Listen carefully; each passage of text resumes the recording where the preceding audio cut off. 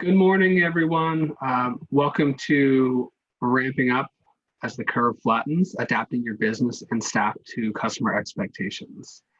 Today is Thursday, May 7th, and we're so happy you're able to join us. Today is the third webinar in the Tourism Nova Scotia webinar series.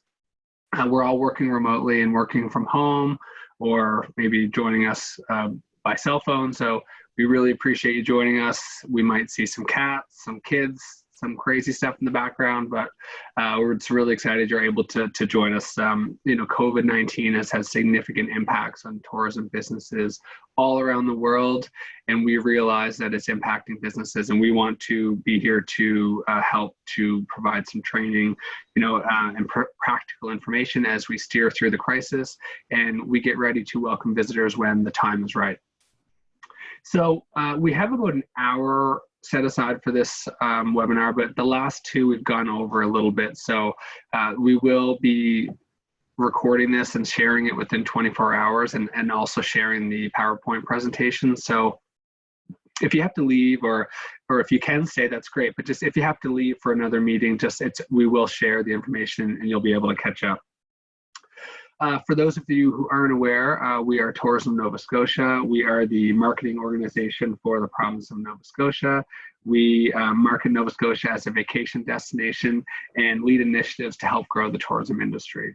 We're going to be doing an interactive question and answer throughout the day. If you have any questions that are related specifically to COVID-19 outside of the presentation, we have an excellent resource on our website. There's programs available, resources, also a really great frequently asked questions. So we'll share that out later and it will really help answer any questions. And if there's any questions that are outside of the topic but Tourism Nova Scotia related, just send us an email. Our information's available at the end. So really excited today that we get to invite Eva Gutsche from STEM Consulting. Some of you may have had some workshops with her before. She offers 18 years of facilitation experience. She's working with Canadian tourism operators, destinations, and provincial marketing organizations all over Canada. She's recently done webinars in Newfoundland. She's got one coming up next week in Ontario. So she's got lots of experience and extensive hands-on experience as a tourism supplier, working in the domestic and overseas markets, and helping tourism operators adjust to changing situations from SARS, global travel safety concerns, economic downturns, and overall shifts in consumer demand. So Eva's a wonderful presenter. We're so lucky to have her today. And anyone that got to work with her in any of the workshops in the past few years in Nova Scotia knows that she's just got a wealth of information, and we can't wait to welcome her over. So Eva, I'm going to pass over to you. If there's any questions throughout, just put it on the chat or put it in the Q&A. We'll be more than welcome to answer them. Okay. Great, Nick. If you can turn my video back on, that'd be great. Yeah, just give me one sec.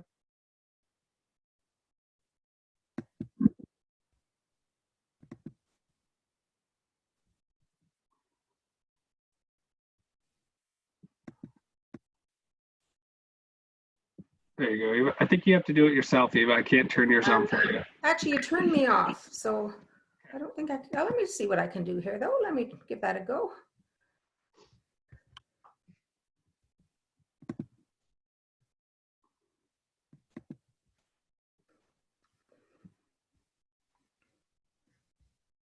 If you want to Okay. Start with your presentation and we'll be able to get your video. Okay, that sounds great. Okay, fantastic, super. Thank you so much. So thank you for a fantastic introduction, Nick. That was great, and I'm very excited to be here this morning. I'm coming to you from my home office out of Toronto, and as Nick mentioned, the topic of what's going to happen next, how does it impact tourism, what do I need to do to get ready? It's all very much top of mind, and the time to act is now. So and what I found putting the webinar together is that things were changing very, very quickly. So, every day new information comes out. I added some additional information last night.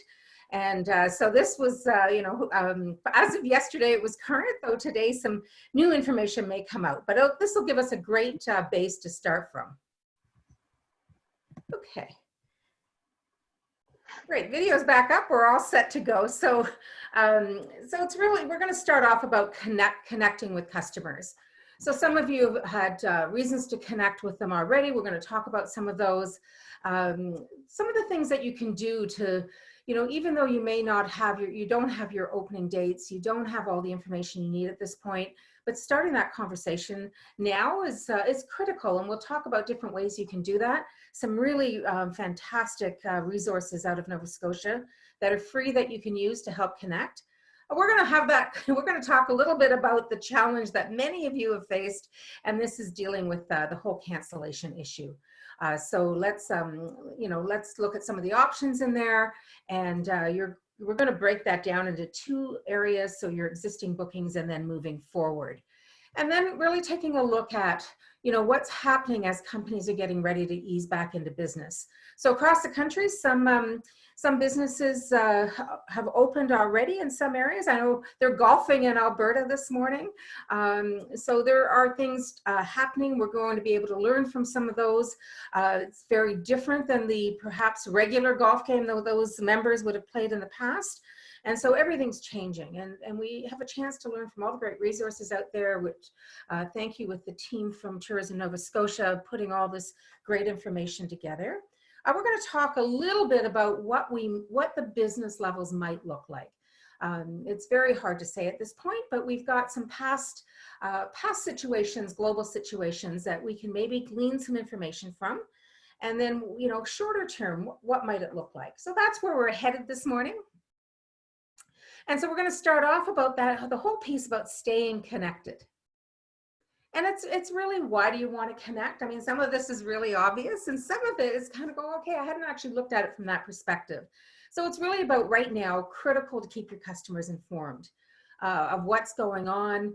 There's a couple of different opportunities here. So we have legislation, we have federal guidelines, but what's happening, in the businesses and in the community might be a little bit different. I gave the example the other day. I was a regular grocery store that I go to, and I arrived this particular day, and there was a big sign in the window that said no mask, no entry. So that wasn't legislated. It was something that the business decided to implement to protect their staff and protect their customers. And so that information is really on the ground information. And that's going to be more difficult for your customers that are coming in to really know about. So that's a great point in there. Providing some value, building community, really inspiring future travel in a gentle, collaborative way. We're going to take a look at this customer life cycle. So you've done a great job of attracting these customers, and how does this entire COVID situation impact that customer lifestyle and relationship? And we want to talk about some great news, some good news. It hasn't been all bad news, and Nova Scotia has some fantastic examples about businesses really being fantastic community citizens, being good neighbors, and really helping out, and providing some information on future travel expectations. Even in that Air Canada's announcement that came out about their clean care program, very interesting, certainly different way than we're used to traveling. And we'll touch on that a little bit. So when we're looking at, offering information up to your customers, here's an example of an event, that was postponed. They, if they signed up for the event, they're probably aware of it, but now their partner, whoever you are in the entire travel experience, letting them know as well what's going to happen, any information you have. So certainly event updates, community and regional news, or there's, what about some of the businesses opening up? Some of it's still a little vague, so maybe you've got a little more information than they have. Fantastic to pass on. And then really what post-COVID-19 travel will look like in the province. So as you get communication from the various partners you have in the province, is sharing that out with your customers. and providing some value. So as Nick mentioned, we're at home with kids and cats and everything else. And I think for some of you, not only are you the business owner, the operator, the director of marketing, now you're also a teacher.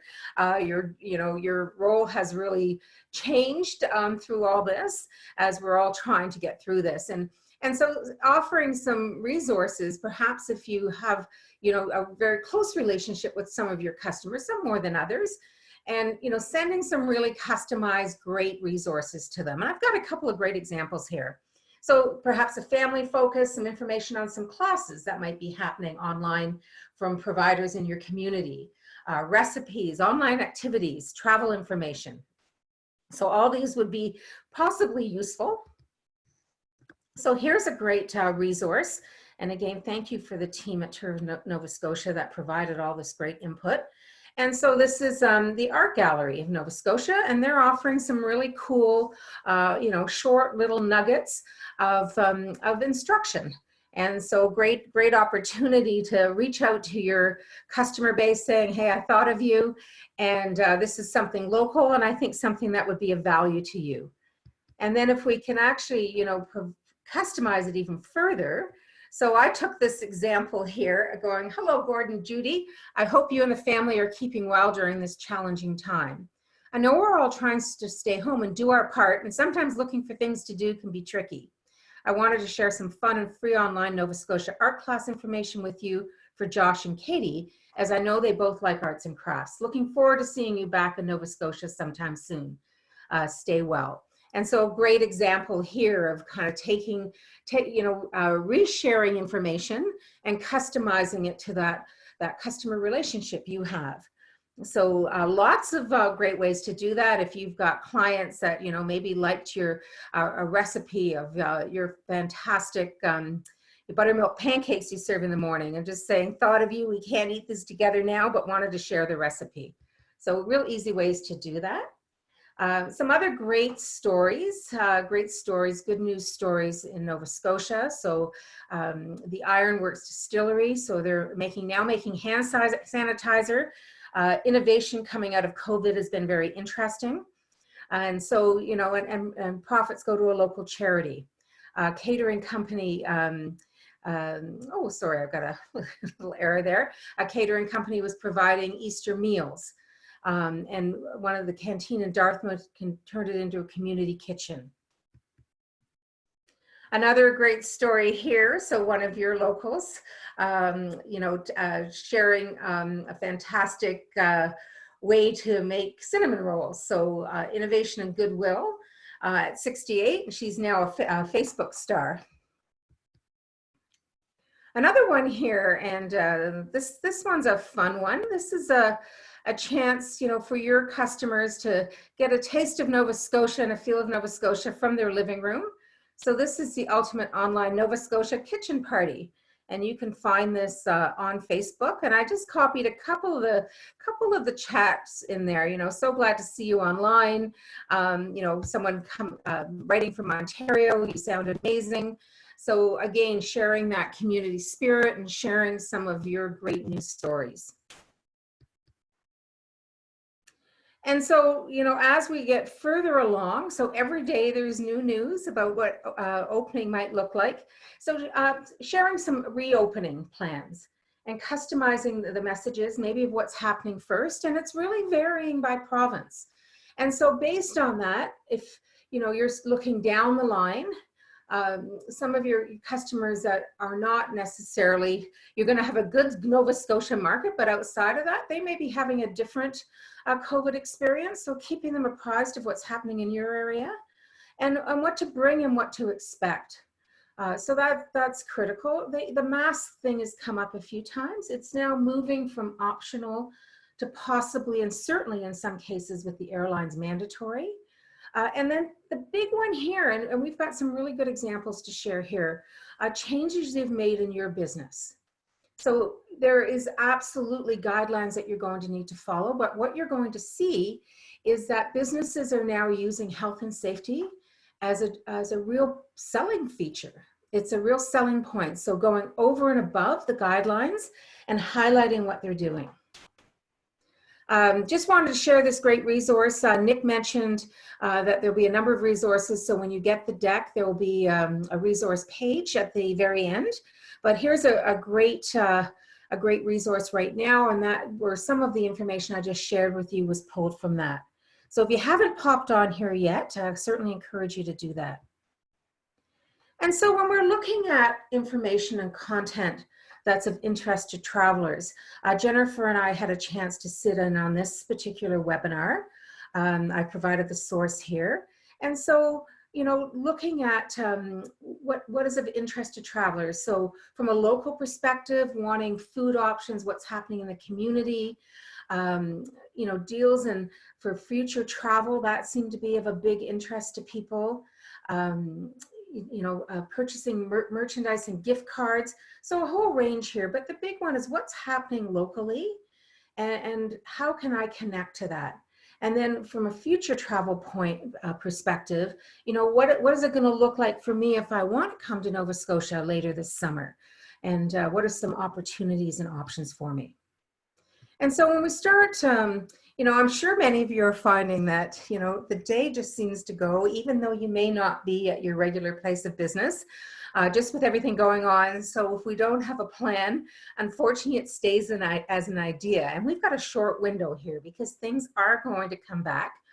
And so when we're looking at developing a plan, reaching out with some options, certainly email, the example that I gave you of a customized email, newsletter, your connections that you use right now through social media, and with some of your customers just picking up the phone and having that conversation, staying connected. So I hope that gave you a couple of good ideas. And so as we move into the customer life cycle, mentioned you did a fantastic job at, you know, researching opportunities, reaching out and attracting customers and connecting, engaging with that customer. And then at some point you've transacted, and now you've began that ongoing, hopefully, partnership and relationship where that customer, you know, you attracted them the first time, and because you did such an amazing job as a host, as a service provider, as a guide, as a friend in some cases, as it turns into that, you know, now it's about retaining that customer and then having them really be your ambassador and out there talking about all the great things about you personally and your business. And so we want to really look at this retain and this loyalty piece. So staying connected, letting them know you're thinking about them is a great way to do that. And as we start looking at, you know, some of the difficult conversations we may have to have, and it's around cancellation. So Nick and Jennifer here are going to put the poll into action. And so, you know, what we'd like to know is, did you have any cancellations, any personal travel plans cancel on you due to COVID-19? I know I had a couple for sure. So we've got, we'll give this a couple of, you'll give this a little time. It's moving quickly here. So certainly gearing more towards, leaning more towards yes than no.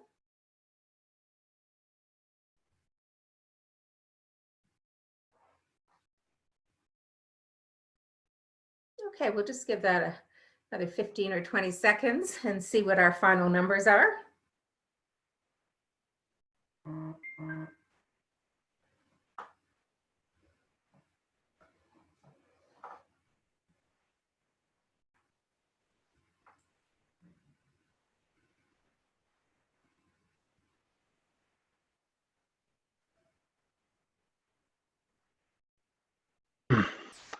Okay, so fantastic. We have 76%.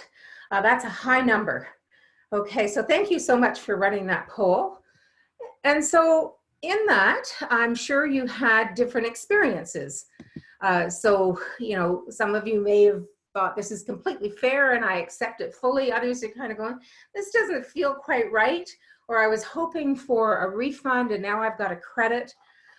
So all these things that are happening are also likely happening based on the type of business you run for your customers.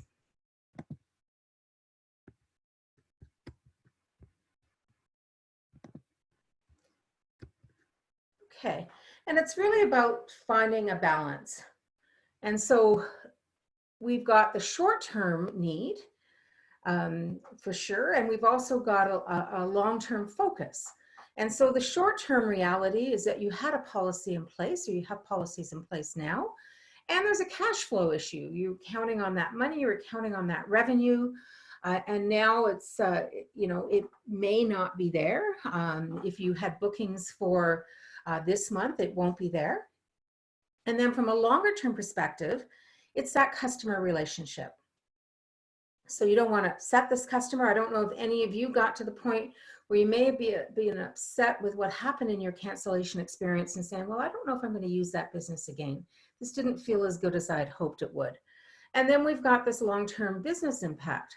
So if you're running a business where repeat customers is extremely important to you, then there's a different approach that you'll want to consider here. If it's very transactional, repeat business is not really something that you focus on. Your online reputation probably is, but you're kind of taking a look at that. It's a different approach. So at first I really want to understand, what is my position short term, and what is my need with this customer long term? And so it's really being clear on your goals and prioritizing that. So it's in here, you know, if the goal is I've had this customer for 7 years and I want them for at least another 7, you'll make different decisions. And then from that, really considering the options and then choosing your approach. So there isn't one clear-cut answer. As the 76% of you discovered when you came into a situation where you canceled your booking. And then really it's about implementing a communication plan. And so sometimes it's, you know, the news they may not like the news, but how it's delivered and how you actually work through that conversation, that's going to determine the long-term relationship. And so when we're looking at cancellations, deposits, refunds, that bucket, we're going to put it into 2 buckets. So the existing bookings that you had, and then we've got new bookings. So what we're finding is that there's many tourism businesses have really flexed their cancellation policies for future businesses, for the various businesses out there. So existing bookings, I mean, really, you know, if they can't come into your province because of legislation, or the border's closed, or you know, there's a health issue, they may not actually, you know, be ill, but they're showing some signs that have people nervous, you know, so that's the one reality. And then the second is what was outlined. And really, if we can get to a point what is fair for both parties, you know, that's ideally where we want to get to. And so, you know, even when we looked at those that had cancellation insurance, you know, unfortunately, not all travel insurance companies honored that, because there could have been a clause which stated does not cover pandemics. And when you're looking at cancellation policies now, many of them have dates for March. So if it was booked prior to this date in March, you will be covered, but after that, it will not be covered, because now COVID is a known and existing reality. And so often based on that, with the travel insurance or insurance companies in general, and the credit card piece. So if you have travel insurance through your credit card, may not be covered. So I want to take a look at the short-term versus long-term customer. How is this policy that we have in place that the customer did agree to at time of booking? You know, how is that going to impact the relationship? What are my long-term business goals? And really, it's a conversation around transparency. I think there's more transparency than there has been. I think Nick started off with by saying, you know, there may be kids and cats. Probably 2 months ago, if we're on an online Zoom call or other call, we may not have actually said that, but the reality has changed. So, you know, having a transparent conversation as a business owner, you know, talking to your customer, and then, you know, really trying to figure out a way it works for both of you. And through that, ensuring that your reputation, and more importantly, the reputation, the relationship is intact. And so really understanding what you need, the short-term gain versus a long-term loss. Is your long-term business plan contingent on repeat customers? And what are your long-term business goals? You know, are you planning to be in business for another 10 years and 70% of your current business mix is repeat customers? It changes that entire conversation. And then having the honest conversation, and really the tagline we've heard so often is we're all in this together. We've all been, you know, unexpectedly put in this situation and try to maneuver through it. And, you know, the rules have changed and are changing. There's a lot of ambiguity. It was totally unexpected. And so as we're just a little recap here of having that difficult conversation and arriving calm and prepared, and knowing your goal, but not having the goal as the entire focus of the conversation, and being open, and really having the mindset is that I want to reach a solution that works for both of us. And so getting all the facts. Sometimes when we're very fixed on our position or outcome, we miss some information. We miss some of the facts. So really kind of dropping judgments and being open and listening to that client and customer and having that conversation. And then restating what you heard. So you're both at this point on the same page and really showing some empathy. I mean, there's, you know, the traveler is in a difficult situation. They may have had this trip planned for many months. It's of high importance to them, and it's now been pulled away from them. And then looking at, in this piece here, you know, if you already have a good relationship with that customer, that makes it easier, or you know, having that conversation and building that trust and relationship. And discussing ideas, something that, you know, you're both going to win out of this, and then coming up with a solution. So just a quick recap of, you know, really dealing with a difficult situation or conversation and applying it to the current status. And when we look at that, we talked about that customer life cycle, that loyal customer, you know, they don't, they're with you for a long time, and they have big impact on your business, and they don't simply come back and they don't simply recommend you. They insist that their friends do business with you. And hopefully you've got that, or you're, if you don't have it yet, you're building towards that. This is such an ideal scenario for any business owner. And so future bookings are a little different. Mentioned already that some of the insurance, travel insurance, no longer applies. There's a lot of uncertainty, but wanted to talk a little bit about some of the trends, so that been able to research and uncover, and some of the consumer expectations based on the trends. And so when we look at it's you know, often the bigger companies that start the trends, but all of us end up being impacted by that. And so let's take a look what's going on out there. So one of the things that we're finding is more flexibility on future bookings, some cash refunds, but mostly they're offering travel credit. And so I looked at three different areas. So we've got cruise, accommodation, and air travel. So this one from Cruise Industry, book select 2020 cruises for great offers. Plus you can cancel for any reason and receive a future cruise credit within 48 hours for anything booked by the end of July. Very, very flexible. The cruise industry is certainly taking a beating. Accommodation, another one here, offering flexibility 24 hours before, as long as it's booked by the end of June. And interesting in here, they've also applied this for this particular hotel company for third parties. So if you could have booked it with the hotel direct, or booked it through an OTA, an online travel agent, and you would be covered. And the air travel, so booked after March 1st, you can cancel booking without a fee, and up to 2 hours before your flight. Most of us wouldn't like our bookings coming in with 2 hours, but it gives you an idea of some of the flexibility that's being offered in order to help customers, because right now they're being, if they're making a decision, about travel, but they don't have clear dates, and they don't really know if the business will be open and running. And so this is why this kind of flexibility is being offered. Okay, so any comments on there? If I could get just a little input in the chat box of some of of what we just covered in this section, of something that resonated for you, that you would like to explore or implement your business. So this is kind of an impromptu, anything in there at all, and I'll have Nick and Jennifer are going to monitor that chat box. I'm going to continue on, and when we get some of those comments, we'll share them with the group.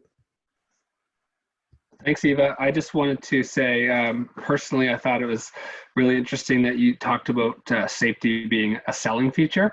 And I really do, I can see how that could give you an edge over another business if you just clearly outline what you're doing to really put the visitor at ease and just kind of take down that little level of anxiety they may have about how you're going to approach the cleaning of cleaning of the property, or how you're approaching safety. And I think that would be really valuable tip. Let me just see. We had a question from, can you give an example from other like adventure tour operators? I'm assuming that might be around the cancellation policy perhaps, or yeah, do you have any examples from adventure tourism? I don't have any right at my fingertips, but that's a really great question. Let me get some examples for you, and I'm going to feed them back through Nick and Jennifer, and we'll get those examples to you. If we've got That's your contact information, that'd be great. Great. We had one operator say that they're definitely going to be in contact with their current guests booked for the upcoming months based on the guidelines that you provided. So that's great. Nice.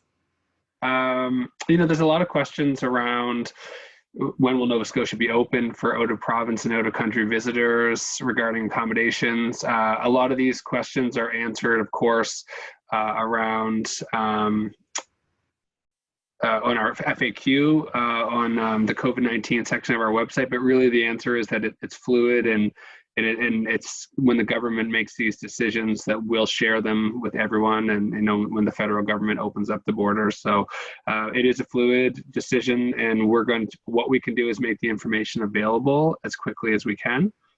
So there are a lot of questions of, when will it be open? And of course, I'm sure you're probably giving the same messaging if you had a crystal ball, Yeah. because it's really difficult to answer that one. It's really it's a question we all have, and there is no definitive answer at this stage. And so all we can do is know at some point it will open, and what can we do now to prepare? So one person said they own a very small spaced restaurant and are finding it difficult to imagine how they could communicate to their customers what reopening would look like when they don't have any idea of what they'll be allowed to do and what new rules will be in place. Mm-hmm. Yeah, and so certainly in that kind of situation, as soon as that becomes available, making sure that you've tapped into those resources and you're getting it into your inbox and then sending it out. So absolutely, it's tough to give guidelines when you don't know the parameters. Totally agree with that. Okay. And it says, is there any indication that comprehensive travel insurance will be available in the near future? It's interesting with that research piece, because that kept changing constantly. It'll be something that will have to be addressed by the insurance companies, because till a vaccine is available, this situation is a global reality. So I don't have anything definitive, or I don't think any of the companies have really defined their approach, but they're all looking at it. So right now it's a little tricky. If you're traveling this summer, you may be traveling without the traditional travel insurance. So the assurance that the customers are getting are from the businesses direct. So similar to what we just saw with the airlines, with the hotel operators. So they're now providing some flexibility to the guests, so there's ease. So they're not going to lose their entire investment. Okay. We had one panelist said that they really liked the piece about keeping customers informed and adding value to the piece, like the value added piece. Yeah, it's such a, and some of us may have got that from people we do business with. It's such a feel good thing. It's kind of, I was thinking about you, and it's not a heavy sales pitch. It's really about reaching out and staying connected. Thank you so much for that comment. Appreciate that. So, and I think we'll move on now, but I mean, one person said that this section didn't necessarily relate to their business, but if, luckily there's lots more information to come. So, like any presentation, there's going to be some pieces that really resonate with you. There may be some pieces that aren't as applicable. So just, we hope that you can grab the pieces that are relevant to your business and make some positive changes there.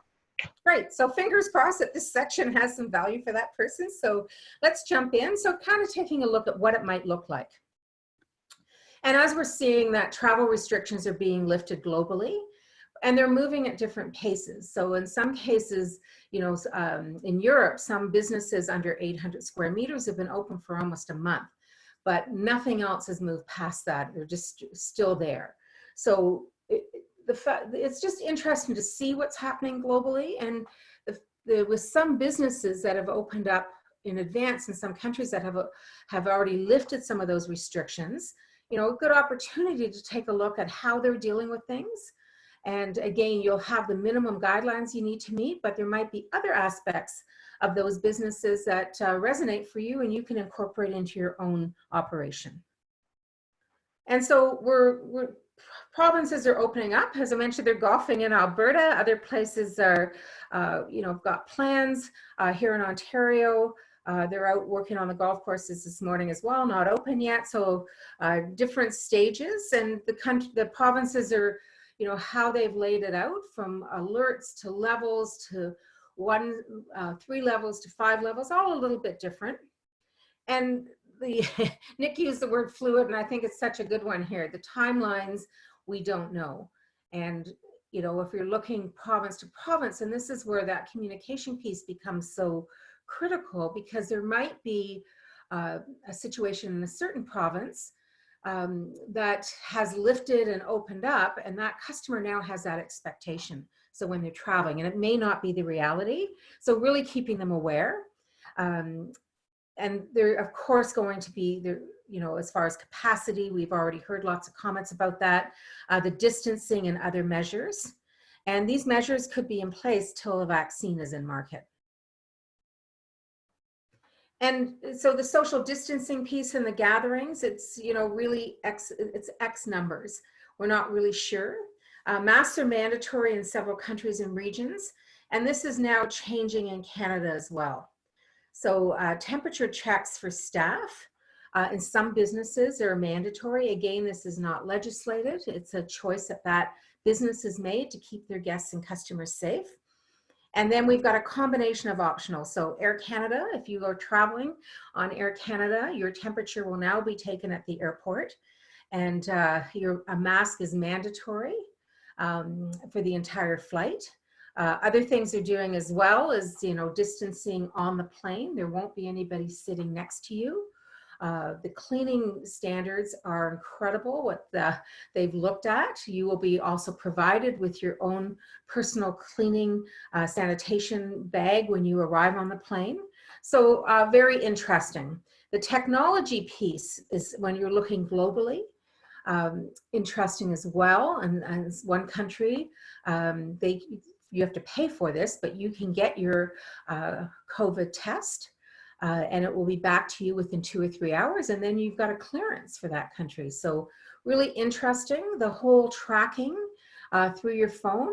So if you've been in contact with somebody for longer than X time frame, that time frame determined, and so it can now be determined who may have been exposed to the virus. So the technology piece is really quite fascinating, and what's being used in different areas. And though we may not have it here, all of a sudden now the whole mask thing in grocery stores seems to be shifting. Some of the big branded national grocery stores are now insisting on a mask. And so this is really good information as well when you're dealing with your clients. The border restriction, we don't know what's happening there. The self-isolation is still in place. And the safety and sanitation of high focus. I've got a couple of great examples for you. And I empathize with the restaurant that made the comment there, size restrictions and protocol, not sure here. So really the distancing, the group size is going to be a key piece in the reopening. And so when we start looking at what needs to be addressed and implemented, and so now there's going to be a minimum requirement of cleaning standards. And so how are you going to train your staff?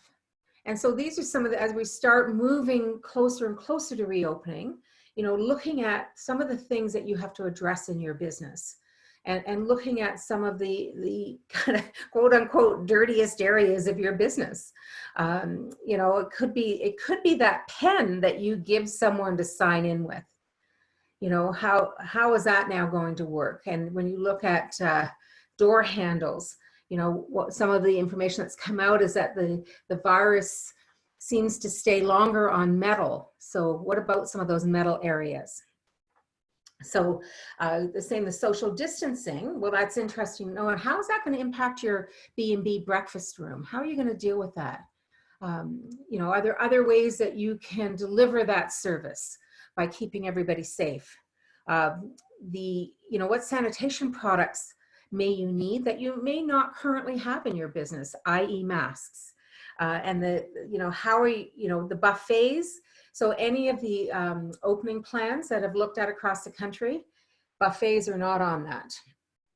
So that's something, if that's something you currently use in your business is a buffet, you may most likely will have to change that. And when we look at, you know, we look at some of our even social interaction, you know, looking at that, at shaking someone's hand when you first meet them, I think that's going to change. You know, that's it's kind of no longer in this moment accepted. We'll see down the line. And so here's a couple of examples here. I pulled these from mostly accommodations. I thought it was really interesting how they dealt with this. And I'm back to that point. They're using it as a marketing and a differentiator. So you've got, you know, big brands partnering with the Mayo Clinic, partnering with big disinfectant companies like the company that owns Lysol. So into a partnership there. As of September, each hotel will have a hygiene manager. So a role that did not exist prior in the hotel industry. In here, you know, a franchise company have made training available to support our franchises and our managed and owned hotels in achieving the highest standards of cleanliness, disinfection, and hygiene.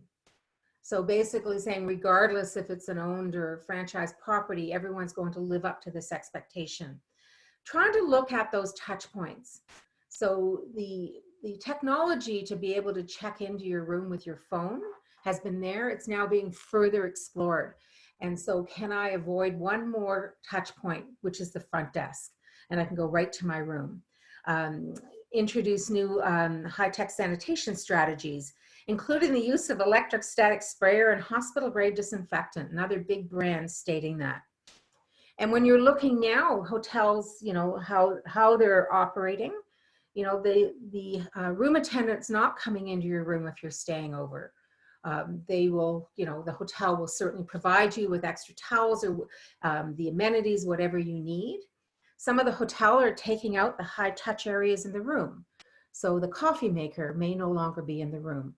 Glassware may no longer be in the room. So again, you know, I'm going to link it back to the first part, the communication piece. This is really great information to let your guests know in advance. And so again, these items, when we start looking at them, you know, looking at the provincial guidelines, and then perhaps taking it from a different angle, is there anything we have in our business that is actually a health and safety benefit? So it could actually come right down to the size of your business. It could come down to the flow of how you get to your room, or how you get to the attraction, or how you how you interact in that adventure experience that we heard earlier. You know, is it smaller group sizes that you have? So maybe that in the past that was actually a challenge for you, where now it's a huge benefit because it only accommodates, you know, we accommodate up to X people, so smaller groups. So lots of ways to kind of find value from a health and safety perspective in your business that exists now, and consider what you will have to implement. And even if you're an independent, and I'm going to use the hotel example here because we've got some hotel examples up here. So you could be a small inn with a few rooms, but the the big brands are really setting some customer expectations. So you may not be, you know, a Marriott or a Hilton, but they have really launched in a big way what they feel is a high standard for safety. And you may be measured against that. So interesting to note that. So we're going to do this in the chat function. So if you want to put in there, let's take a look at, from what we just covered, what's a high touch point area in your business that you feel is going to require some immediate attention. So if we can just get some chat going around that, that'd be great. I'm going to give that about 30 seconds or so, and then we'll continue on. And Nick, perhaps you could read out some of the items as they come in. Sure, definitely. This is a very hot topic today. We got lots of great messages and chats, and good thing we said we'd be a little longer than an hour. So let's just see. We have the breakfast buffet and breakfast room, guest keys where the hotels do not have key cards, waivers, check-ins, washrooms, handrails on buses and armrests, office door handles, debit machine, front door, bathroom door, doorknobs, office entrance. I'm reading this quickly because they're just quickly coming onto the screen. Checkout, you know, have they used phones? They could use phones with Square. We'll change keys, pens, room cleaning, group dining room, you know, all touch points, reception, entrance, Visa machine, room keys. A lot of consistent, kind of similar, guest book, gift shop. Vending machines, restaurant tables, chairs, bar top, washrooms. Wow. Okay. So yeah, so you've got your work cut out for you. So many areas that, you know, you've cleaned them in the past, but now, you know, that putting in your code into the Interact machine, it's kind of all of a sudden now people are, you know, concerned about that, you know, so great for the chat. I don't know, Nick, if we can actually copy that chat and put it in the follow-up. There's some good points in there that some may not have thought of. Yeah, we can do that. Okay, and then just want to get a sense here. Have you started to identify changes needed and have started planning an implementation phase? So can we get a show on a poll here of how many have actually started the planning and how many are still in the consideration phase?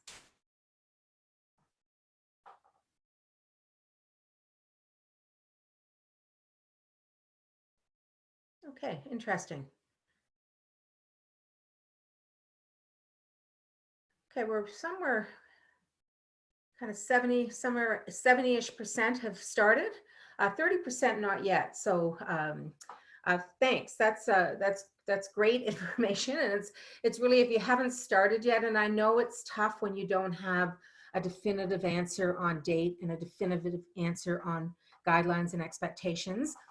But just looking at it from a pure consumer perspective, so putting on your consumer lens, if you were going into a business, regardless of if it's, you know, a museum or a restaurant, a retail shop, a guided adventure experience, you know, what are some things that you would need to feel safe? And so even starting from there and then looking at some of the examples provided here and other examples out there of what the industry is doing. Certainly encourage you to go on the Air Canada site. I think they did an absolutely fantastic job at the visual of how they laid that out. It so clearly shows what they're going to do. So great example. So thank you for the input here. So yeah, about 70-30% is where we've ended up. Okay, thanks so much, and we'll continue on.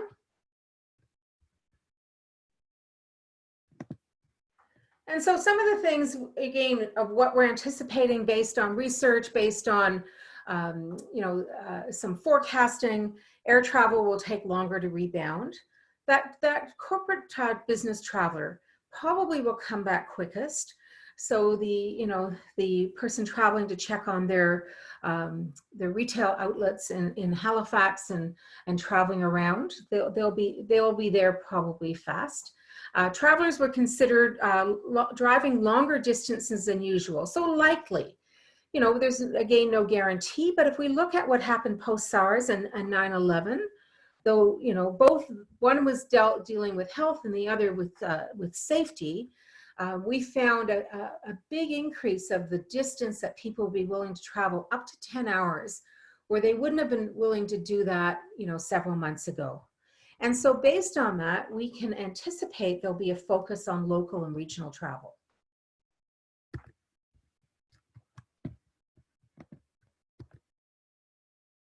And what we know, so just, we want to get out of the house. We've been in the house for a long time.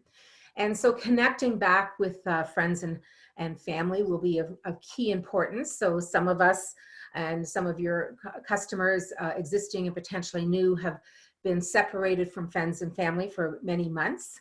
And so that will be a top priority. And the next is just getting away, getting out of the house, a leisure getaway, a little treat. Shorter haul drive market will likely respond faster. The long haul market will likely be months away. And the US and international market, US, it may or may not happen in 2020. We've got the border situation now.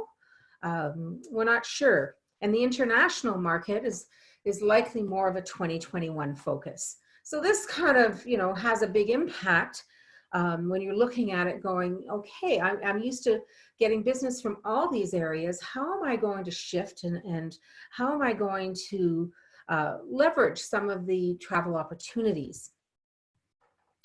So I'm going to talk here a little bit about tourism recovery. I invite the Tourism Nova Scotia panelists to jump in at any time.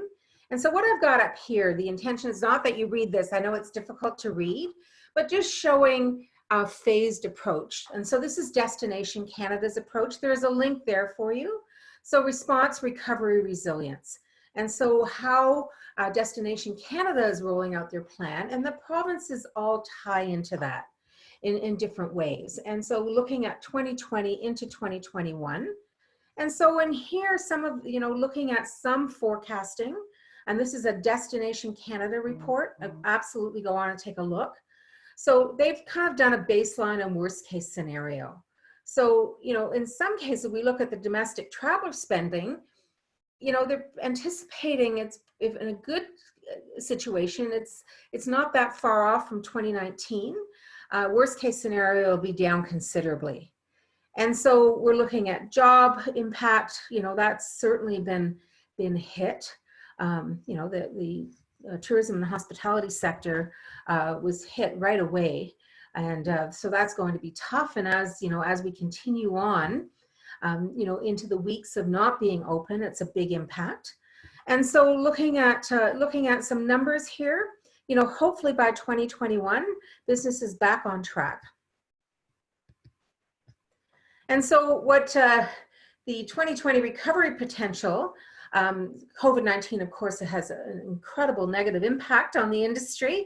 March and April, very little happening, and recovery will be slow.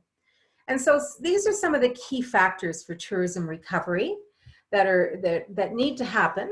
So we've got the virus is contained in Nova Scotia and globally. Hopefully we move into the physical distancing measures are removed or shifted there. Travel restrictions are lifted. Tourism operators are able to open for business. And then we've got the next step that the travelers feel safe to travel. The air capacity improves, and that as a destination, as a community, there's a willingness to welcome visitors back. So these are the key factors that are being looked at. And so when we're looking at research indicates that travelers will start post-COVID will be more local travelers. Nova Scotians account for 38% of overall tourism revenues. And there's a real potential for local travel for recovery for 2020. And the travelers will, closer drive markets will be the focus. Recovery won't necessarily depend on air travel. Atlantic Canada accounts for, close to half of the overall non-resident visitation to Nova Scotia. So you're already in a good position there because there's a strong regional market already, strong local and regional market. And based on current information, there's potential for regional travel recovery in 2020.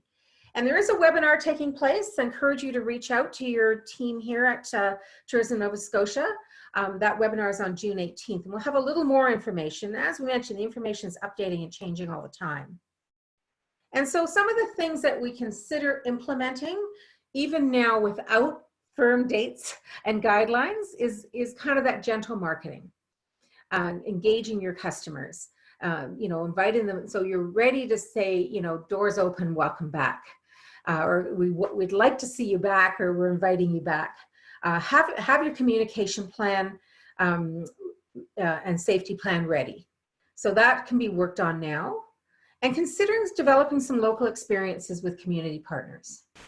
And you want to consider some of the factors, safety factors in that, but if we're going to be looking at more of a local and regional market, you know, what would appeal to that market? If you've already got that information, it's a good opportunity to now start looking at developing experiences and maybe a different product offering. And promote activities and experiences that will likely rebound first.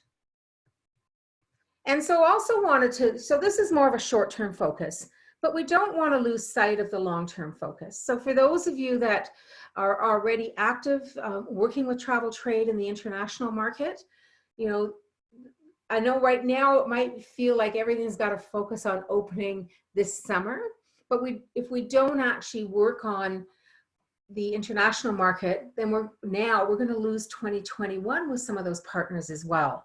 So consider your longer term sales approach. And so from a B2B perspective, travel trade is one of them.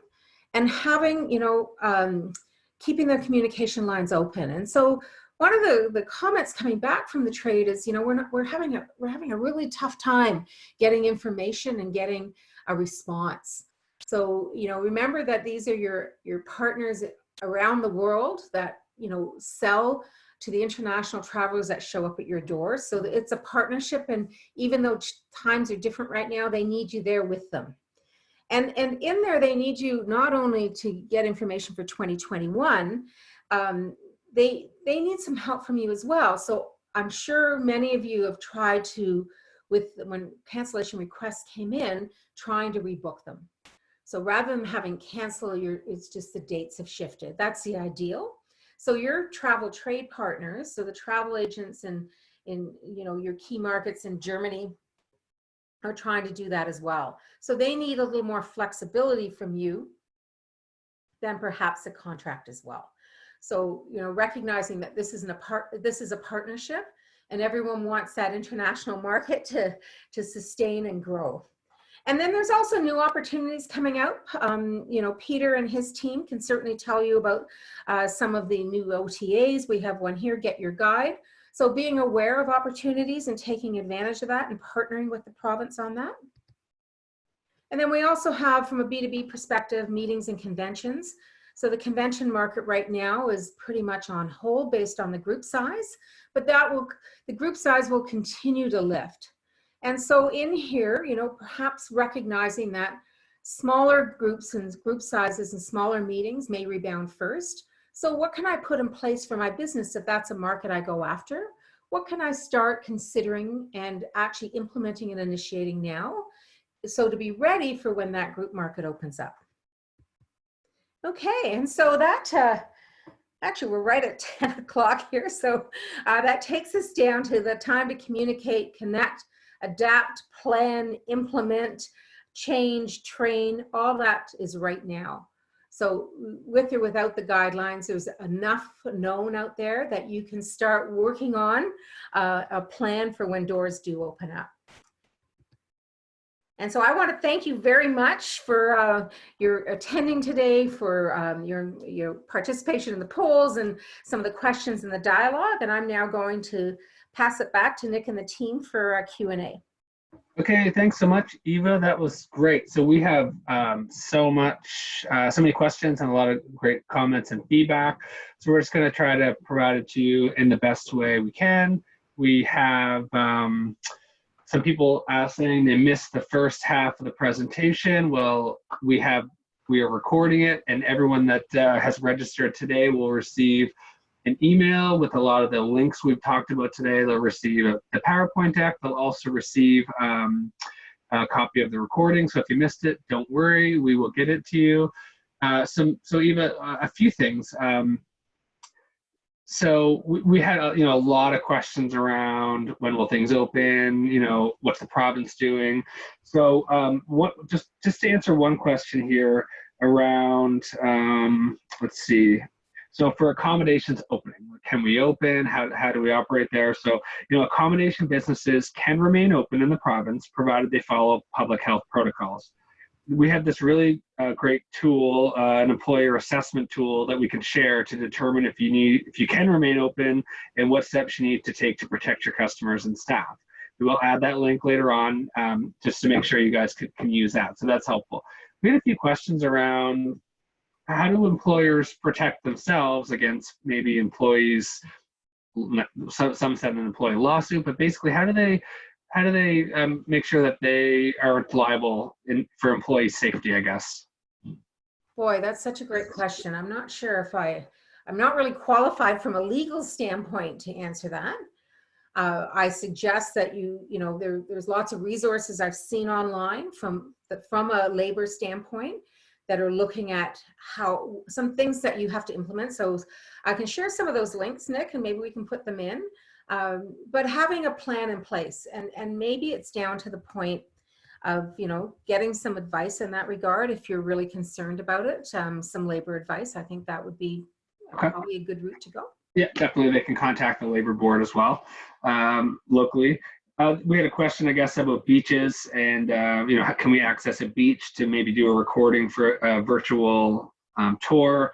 And right now all beaches in Nova Scotia are closed by public health orders. So, I mean, if you ever want to film on a public beach, you need to reach out to the Department of Lands and Forestry or the relevant municipality, depending on who the property owner is. But we do have lots of really great video and imagery on barberstock.com. We'll share that out as well, and we'll share the link. So if you want to access tourism video or photography, we'd be more than happy to send that link out. Let's see, Eva. We have a lot of questions. Let me just get back to you here.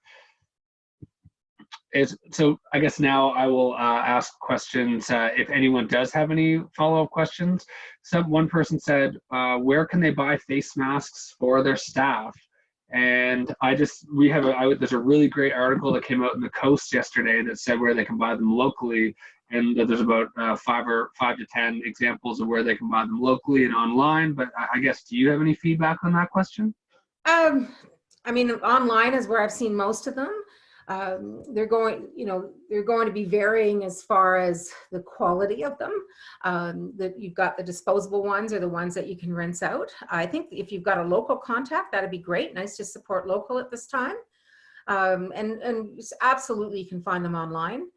You can find them on some of even the Groupon and the discount sites. I bought a whole bag of antiseptic wipes the other day from there. So I think everyone who's got that product available right now is marketing it heavily. You're right. So another question specifically related. Let's see, tour operators are asking for discounts on prices in order to rebuild their product to sell. As a receptive operator, who puts tour packages together to sell other tour operators? What is the best approach when asking their partners what discount they would be willing to provide for next year? And we know that I talked to Peter from our sales team, and he said that he understands that tour operators are trying to secure rates and ensure staff are available to confirm these rates. But what would you have to say around that question? It's an interesting one. I mean, everyone's trying to get into business recovery.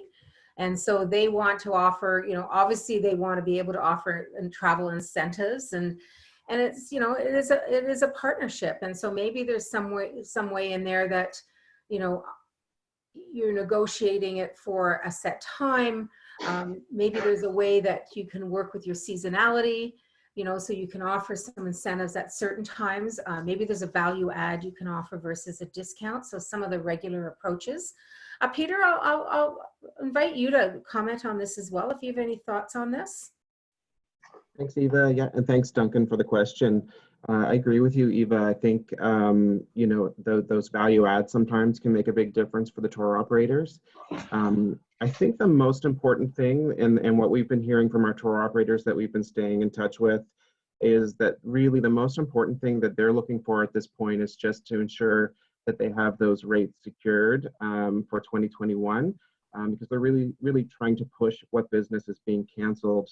They're trying to postpone it to a later date or into 2021. So the most critical piece that we're hearing from them is just that they do have those rates secured, and they're able to confirm those inventories and move that business forward. Great, thanks, Peter.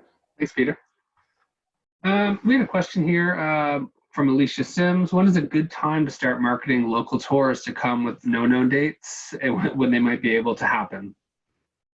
Okay, and that's a really great question. I mean, somewhere in there without the dates, it's, you're seeing some provinces, saying, here's what we've got when you're ready and when we're ready.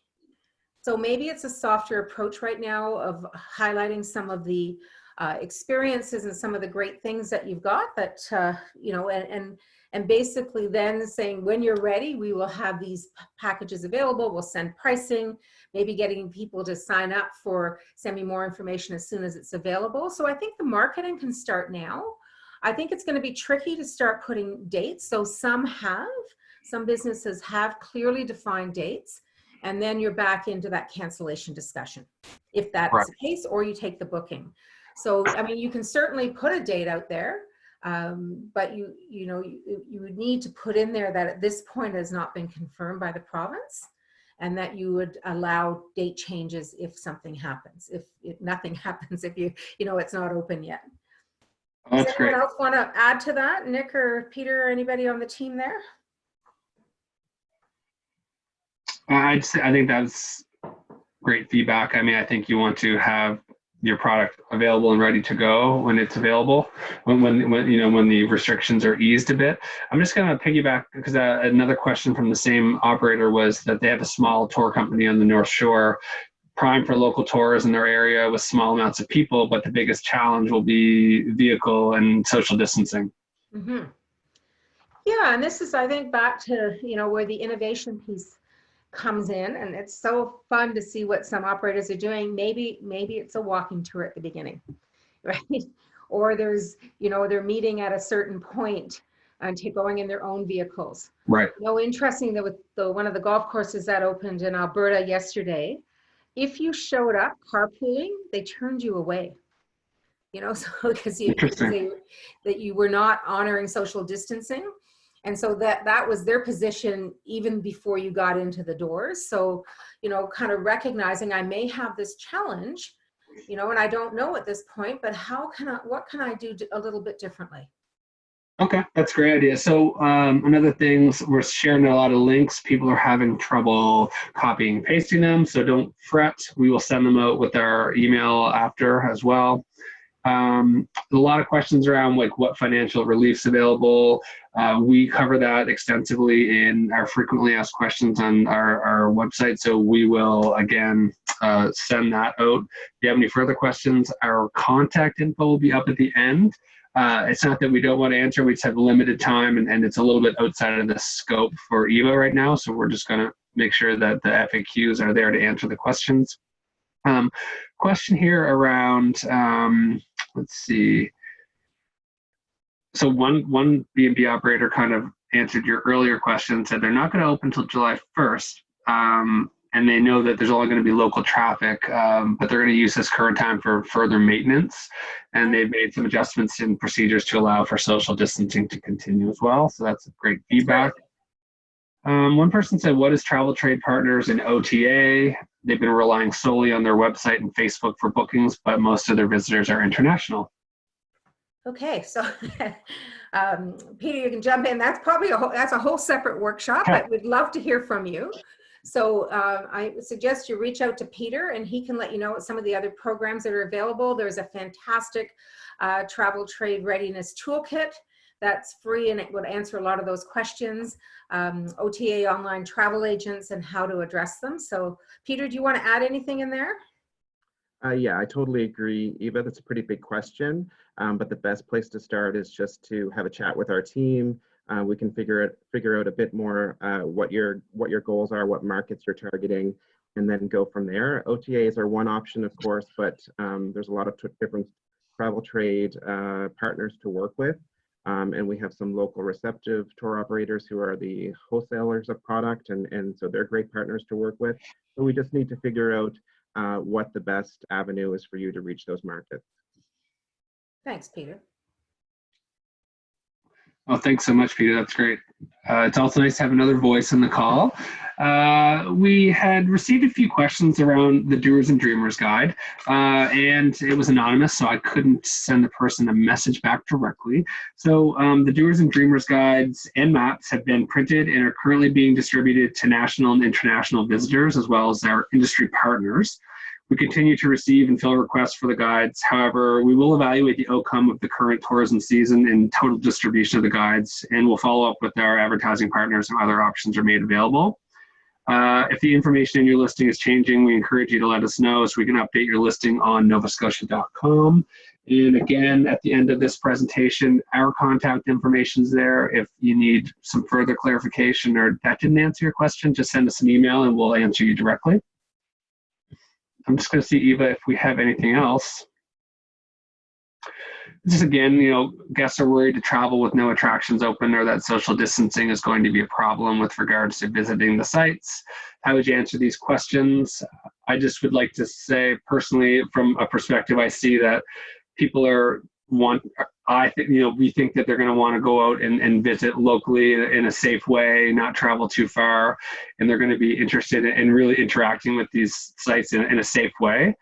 And a lot of the stuff you covered is how do you present your experience or your accommodation in a way that guests feel safe, but they still can appreciate it, because everyone's cooped up and a lot of people do want to get out and explore again.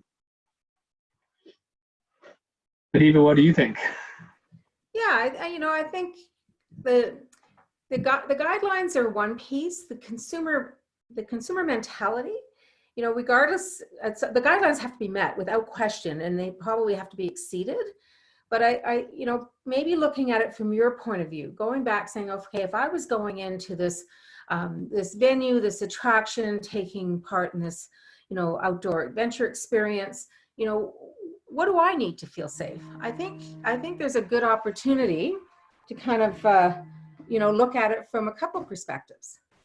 And so looking at it from what the research is out there, but, how would you like to interact if you were going to that particular venue? Does that answer that? Yeah, that's great feedback. Because again, it's going to be, with whatever restrictions are in place, following those, and then maybe going an extra step to make your guests feel comfortable. I wanted to welcome Darlene McDonald, Director of Sector Development, to jump on and maybe address some of the financial questions that we've been receiving. Thanks, Nick.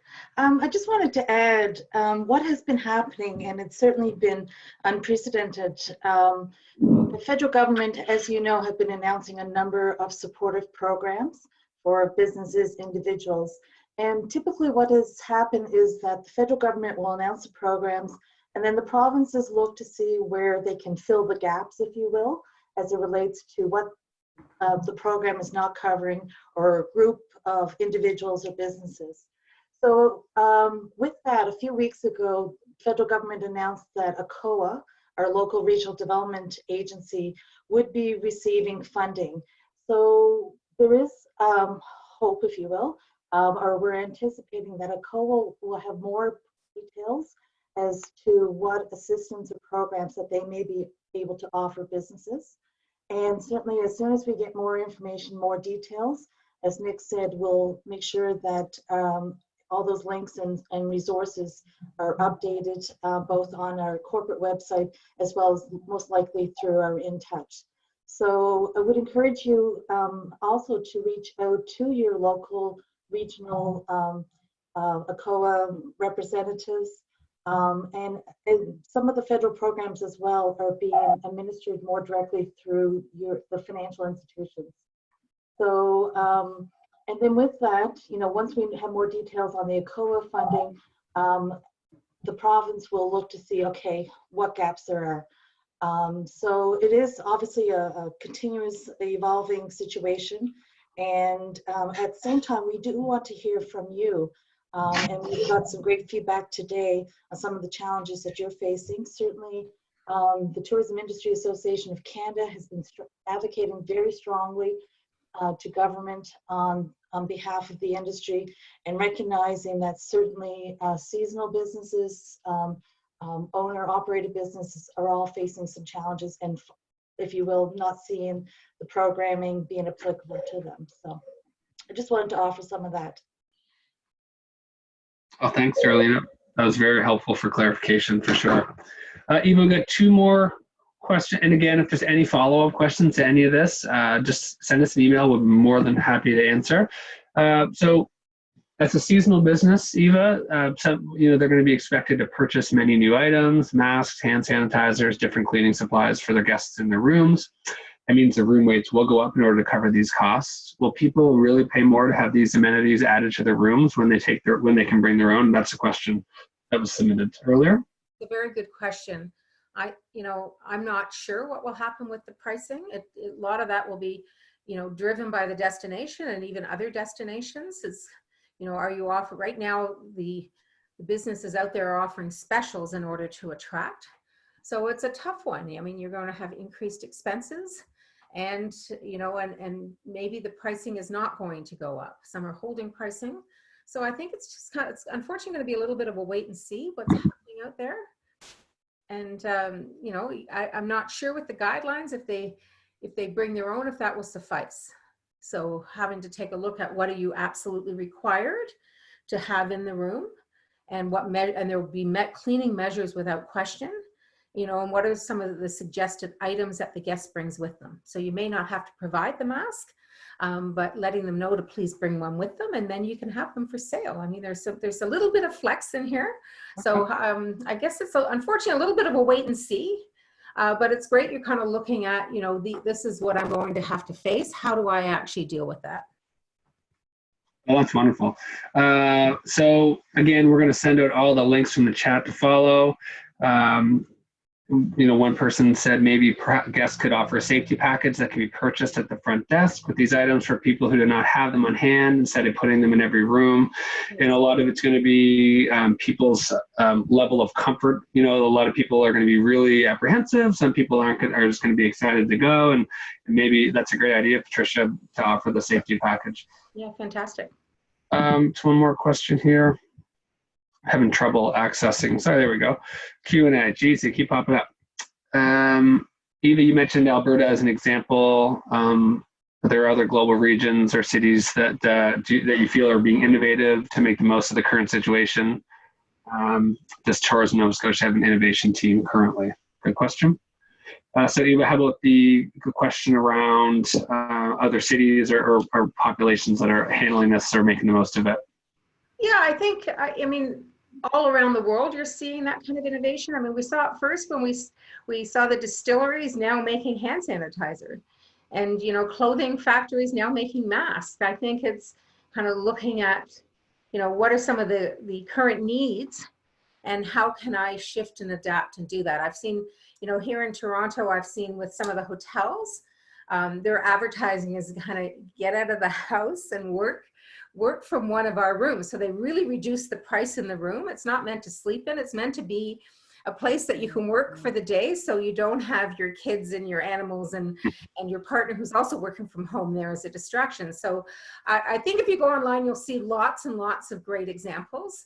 And, even looking at the Nova Scotia site, the link was up there earlier on some of the things that businesses have done in Nova Scotia to kind of help others get through the entire COVID situation. So I think there's no lack of innovation. It's the challenge is how can your business innovate and adapt to the current situation and maybe take advantage of some of the needs and opportunities.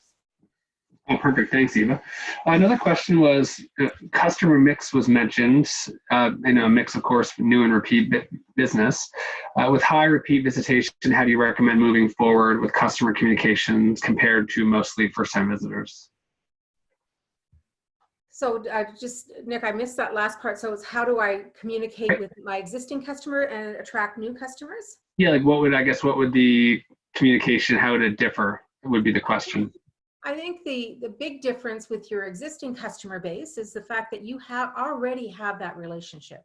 You already did a great job of attracting them to your business.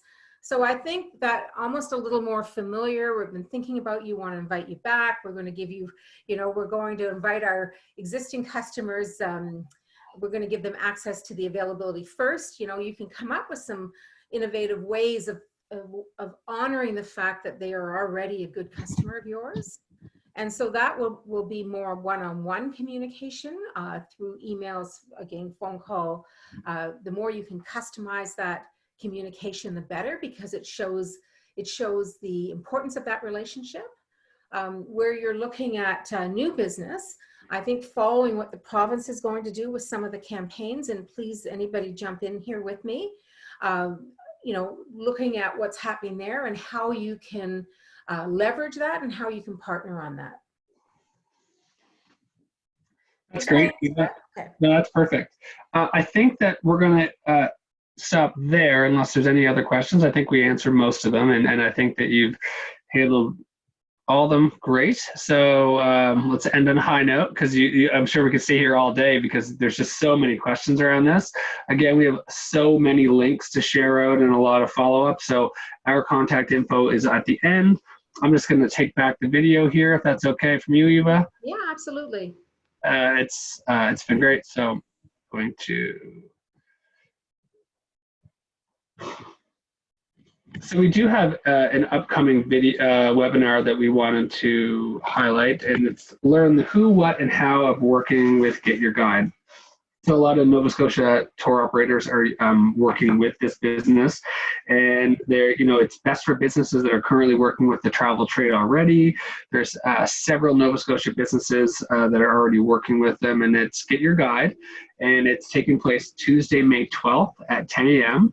And they're an online travel agency specializing in selling attractions and tours. And you can learn more at www.getyourguide.com. You can register at the link below. As well, Peter's team is working with them now. And if there's any questions, just let us know. Just going to keep going there. And next week, we have on the webinar, building connection with your customers through social media. And this is going to be brought to you by WordCraft and Ingrid Dion. So that's going to be really exciting. That's in partnership with Digital Nova Scotia.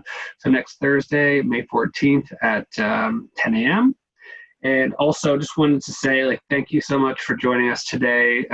Eva Gutsche from STEM Consulting was offered really great ideas, a lot of conversation with operators. We're going to take the feedback we received and make sure that we incorporate that. We'll also share out all the links in the follow-up email. Please take the time, if you will, just to fill out our short questionnaire to make sure that we're offering the most effective webinars we can. We're always interested in feedback, and really looking forward to seeing you next week. So thanks again. Here is our contact information. We have tnsbusiness@novascotia.ca. We have the In Touch newsletter. So if you're interested in learning about tourism Nova Scotia programs, relevant industry, please sign up through the newsletter. The link will be there. We are on Twitter, LinkedIn. Our website is tourismns.ca. And the COVID-19 resources I spoke about earlier can be found at tourismns.ca/coronavirus. Again, we'll share this information out today. Thank you so much for joining us, and have a great day. Take care.